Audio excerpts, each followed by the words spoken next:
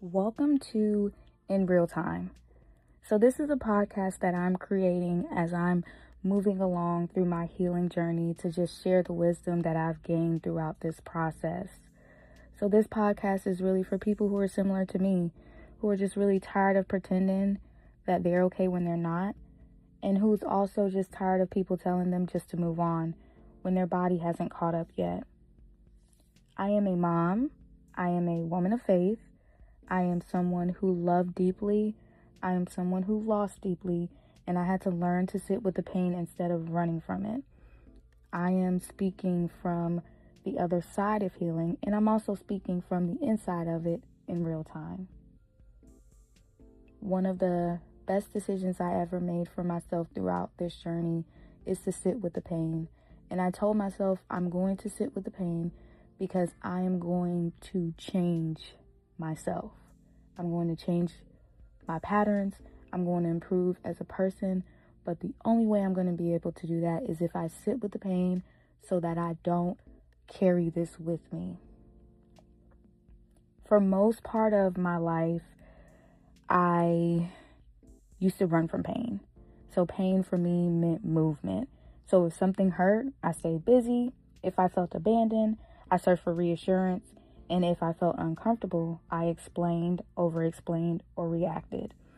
I didn't know at all how to sit with pain because, of course, nobody ever taught me.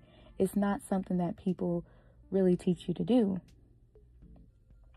For me, if you're sitting in pain or just sitting there being sad, it meant that you're spiraling, you're stuck, you're falling apart. And I never wanted to be somebody that was falling apart. But in this season of my life, sitting with pain, I learned, isn't losing control. It is actually taking your power back. Let me teach you this part that changed me.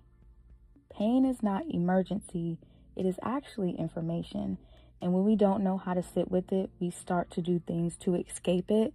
Not because we're weak, because we're untrained. Because once again, nobody probably ever taught you. We confuse being uncomfortable or discomfort with danger, when in the uncomfortable moments is when we learn the most. But here's the truth that I had to learn the hard way.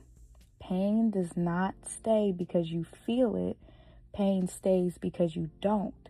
So the more you avoid, the pain gets louder. Presence gives it an exit to release and leave your body. There were nights I didn't need answers. I needed stillness. So I had to stop asking myself, why is me? Or playing the victim, or thinking that my life is over. But what I really started to ask myself was, okay, this hurts. And I let myself cry without trying to solve it. I let myself be sad. I let the sadness rise and fall. And I also stopped reaching for distractions. So I got off of social media and I really tuned in with God. Sometimes I would literally just sit there on the couch and cry. And also I started to tell myself that this pain and this feeling that I'm having right now is not something that I need to act on. And that sentence saved me. Because here's something nobody tells you. Pain does not always need actions to be valid. It just needs a place that it can hold space. Throughout this journey, my faith also deepened. Not because I got the answers I wanted, but because I learned how to be still. And that was the main thing that God was calling me to do in this season, was to be still. There were prayers where I was asking God to just sit with me, to just be present. God, don't rush me out of this. Teach me through this.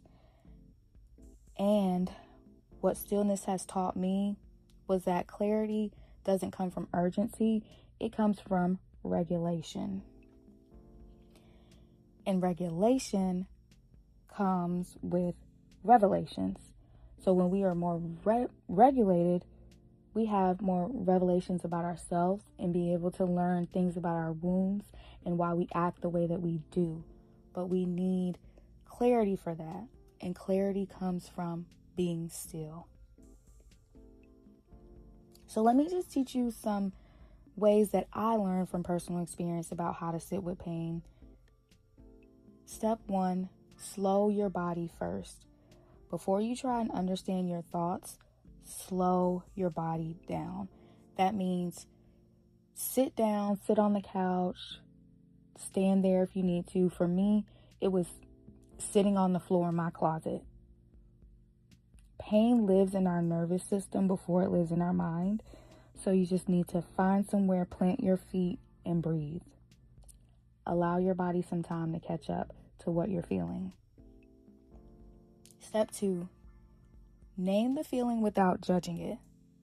So you can say things like, okay, this is sadness. Okay, this is grief. Or this is disappointment. Naming the feeling disarms it. Step 3, stop asking what to do. Pain doesn't always need a solution. Sometimes it just needs permission. Not every pain needs a response. Some just need the ability to be able to rest. Step 4, let it pass without rehearsal. So when you're sitting in your stillness and you're allowing the pain to move through your body, do not bring up conversations or replay them in your head. Don't try and predict the future. Don't try and rewrite the past. Just feel the feeling that you're feeling and allow it to move through your body like a wave, not a verdict.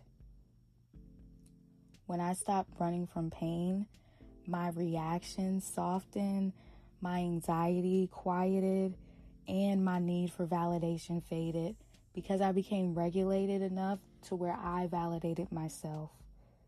I didn't become numb, I just became steady, and it gave me a steady baseline to operate off of. And steadiness will always outlast intensity. So, if you're someone who is sitting in pain right now, let me tell you from my experience, you're not behind, you're not weak, you're not doing it wrong.